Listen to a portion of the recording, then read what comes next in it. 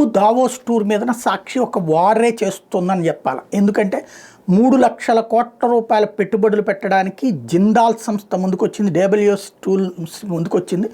వాళ్ళు మహారాష్ట్రలోని వివిధ ప్రాంతాల్లో పెట్టుబడులు పెడుతున్నారు. కాకపోతే వాళ్ళు వాస్తవంగా ఆంధ్రప్రదేశ్లో పెట్టడానికి సిద్ధపడితే దాన్ని ఏదైతే అదే జిందాల్ని వేధించారు, హింసించారు. ఎవరైతే ముంబైకి సంబంధించినటువంటి ఒక నటిని తీసుకొచ్చి తప్పుడు కేసులు పెట్టి ఆయన్నే హ్యూమిలియేట్ చేసేటప్పటికి వెళ్ళిపోయాడు. ఒకటి ఖాయం, ఆయనకి సంబంధించిన దాంట్లో తనని అమ్మాయి ఇబ్బంది పెడుతోందంటూ జగన్ అడిగినప్పుడు జగన్ ఇక్కడ సహకరించి అమ్మాయి మీద కేసు పెట్టేటటువంటి యాక్టివిటీ ఇదంతా చూడటం జరిగింది వాస్తవం. అయితే ఆ తర్వాత నా సదరు పోలీసు అధికారులకి యాంటిసిపేటరీ బెయిల్ వచ్చింది కాబట్టి వాళ్ళని సస్పెండ్ చేశారు, నడుస్తోంది.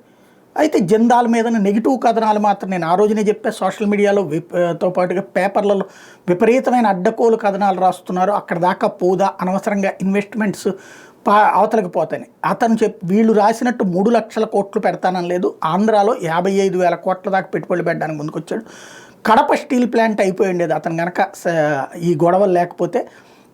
ఏదైతే 8,500 కోట్ల రూపాయలు 8,800 కోట్ల రూపాయల దాకా పెట్టుబడులు పెట్టడానికి ముందుకు వచ్చాడు, అది ఆపుకున్నట్టయింది. అదే సందర్భంలో అప్పట్లో వీళ్ళు ఏం చెప్పారు, ఆ డబ్బులు పెట్టకపోయినా పర్లేదు అట్లాంటి రాక్షసుడి అంతు చూడాలి అన్నటువంటిది. బట్ అట్లాగని జిందాల్ని ఏమైనా ముట్టుకున్నారా, ఏమైనా చేయగలిగారా? ఒకసారి నా వీడియోలు ఫాలో అయ్యేటటువంటి వాళ్ళందరికీ గుర్తుంటుంది.